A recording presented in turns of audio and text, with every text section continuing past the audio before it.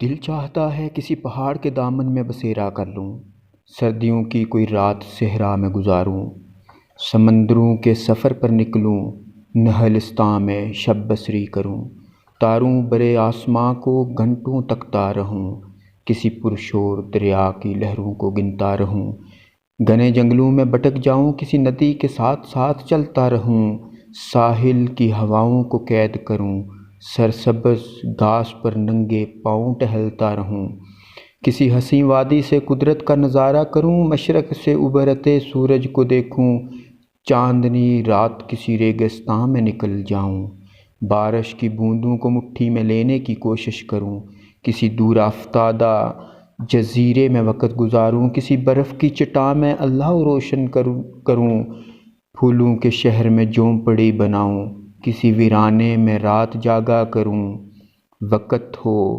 بے فکری ہو، محبت ہو۔ بظاہر نہ تمام خواہشیں، مگر ان میں سے کچھ کی تکمیل ایسی مشکل بھی نہیں، دولت مند ہونا بھی شرط نہیں، زندگی کے جنجال کم کرنا البتہ ضروری ہے، اور یہ فیصلہ کرنا کہ زندگی کی مسرت کس کام میں پوشیدہ ہے۔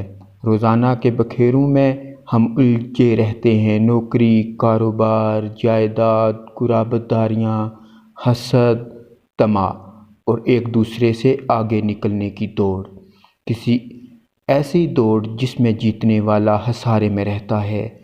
اس خسارے کو البتہ کم کیا جا سکتا ہے ان خواہشات کی تکمیل سے جن کے لیے دولت کی فراوانی درکار ہے، نہ دوسرے انسانوں کو پاؤں تلے روندنے کی ضرورت۔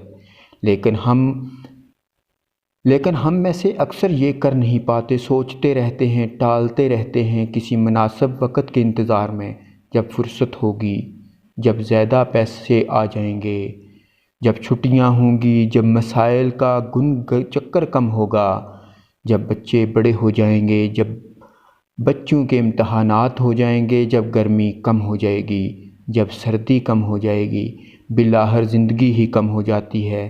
سوال پھر وہی کہ اس مختصر زندگی میں انسان مسرت کیسے کشید سکتا ہے؟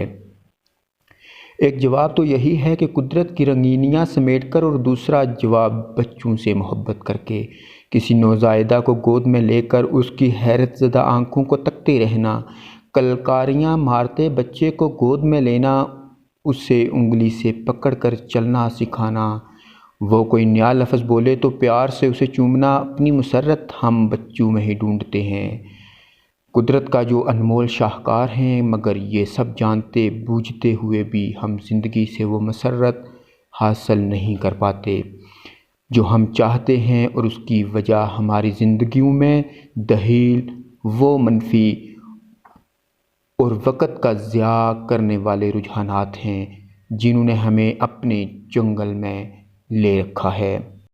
ایک نوجوان کہیں لیکچر دے رہا تھا۔ لیکچر کے دوران اس نے ایک واقعہ سنایا کہ ایک مرتبہ جب وہ ہوائی جہاز کا سفر کر رہا تھا تو اچانک جہاز کے انجن فیل ہو گئے۔ یکدم پورے جہاز میں خاموشی چھا گئی، مسافروں کے چہرے خوف سے سفید ہو گئے۔ پائلٹ نے اعلان کیا کہ خواتینو حضرات، موت کو گلے لگانے کے لیے تیار ہو جائیں۔ نوجوان نے کہا کہ یہ بات سنتے ہی چند لمحوں میں اس کی آنکھوں کے سامنے زندگی کی پوری فلم گھوم گئی۔ وہ زندگی میں کیا کرنا چاہتا تھا، کون سی خواہشات کی تکمیل ابھی باقی تھی، کن کاموں میں اس نے زندگی ضائع کی تھی، کون سے کام اسے کرنے چاہیے تھے، موت کا خوف کیسا تھا، مگر پھر قسمت نے یاوری کی اور جہاز بحفاظت اتار لیا گیا، مگر موت کے ان لمحات نے اس کی زندگی بدل دی۔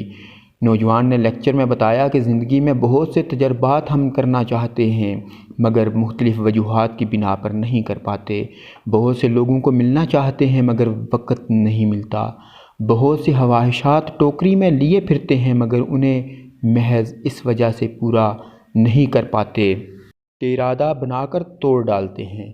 اس نے کہا کہ اب میں کسی بات کا انتظار نہیں کرتا اور جس کام میں مسرت ملتی ہے اسے اب زندگی میں ملتوی نہیں کرتا۔